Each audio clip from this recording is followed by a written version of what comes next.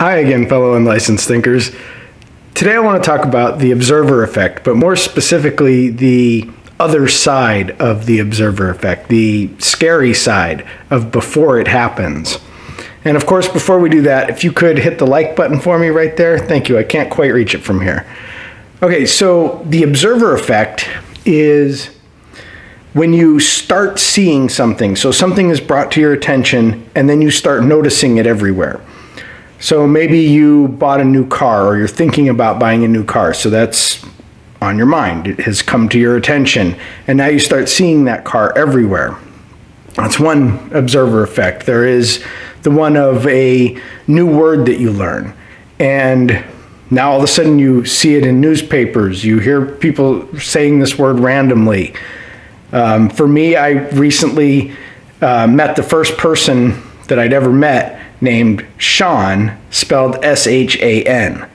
And since then, I've seen two other people that are named Sean, spelled that way. Never seen it before. Been here a few years, and not here, but on this planet.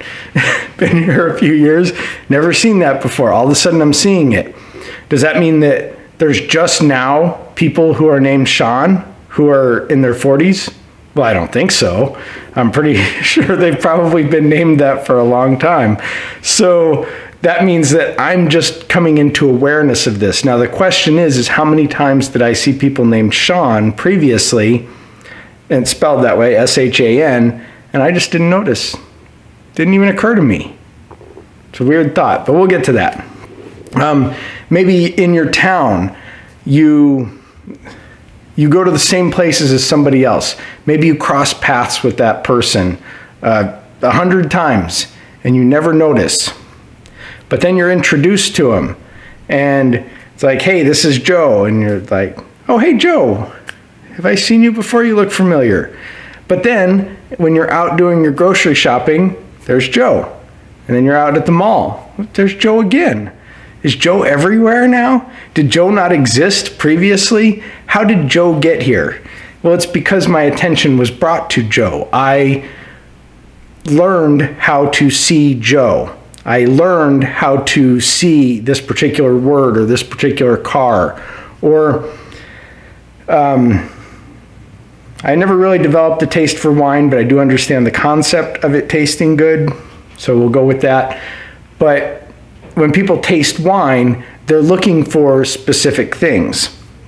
So in some wines, there might be a flavor like cloves or cinnamon or something like that.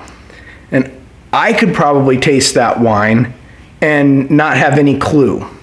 But if somebody says, this tastes like cloves, I might try it again and I might say, oh yeah, that does taste like cloves. There is a hint of cinnamon in there. I see that now. Or there might be an entirely new flavor that I've never heard of before, but I may have tasted it in a number of dishes. To use cilantro as an example.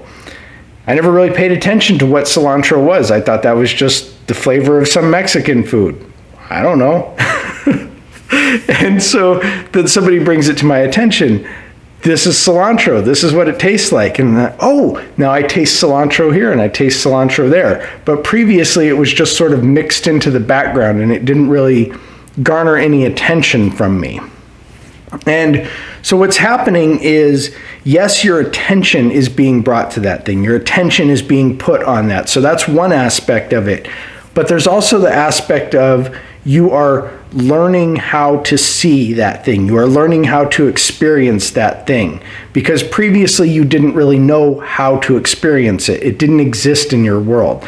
The cilantro, that guy Joe, the new word, none of these existed in your world partially because you didn't have any way to explain them or categorize them.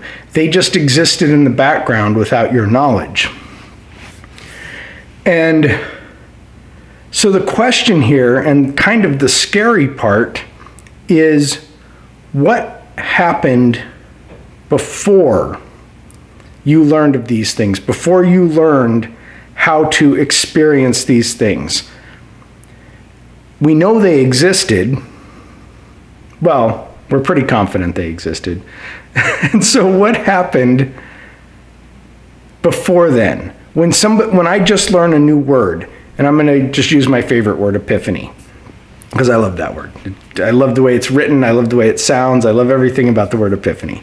It's fantastic. So if you're looking for a favorite word, great choice. What happened before I learned the word epiphany? When I was talking to somebody, or I was watching a movie, and somebody said the word epiphany. Well, okay, there was a long gap in between when I learned that word and the existence of that word, or instances of my hearing that word previously. So what happened in that gap? Obviously, I didn't go and look up the word and say, what does this word epiphany mean? I didn't go look it up. So there was still a time period when I was hearing this word and I didn't recognize it. It didn't mean anything to me. It didn't do anything for me. Did I ignore it? Did it just simply not exist in my consciousness? Could I not hear it or not see it? What happened with that word? What did my brain do with that word?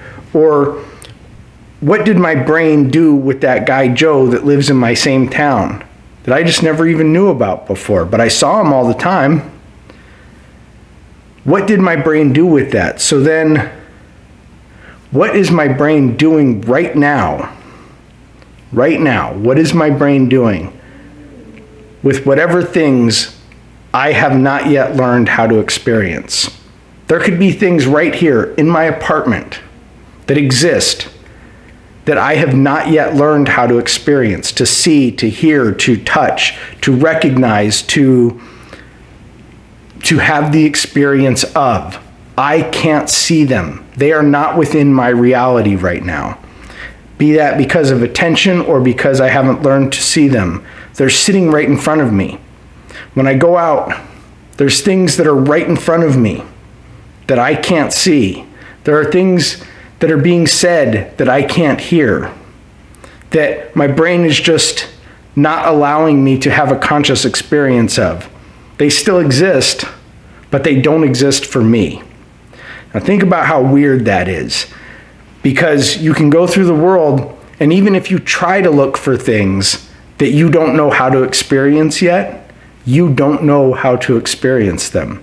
So you can't see them, which means there are things all over throughout your life, throughout your day, that you have no conscious awareness of, that you are completely oblivious to. They might as well not even exist, yet they do.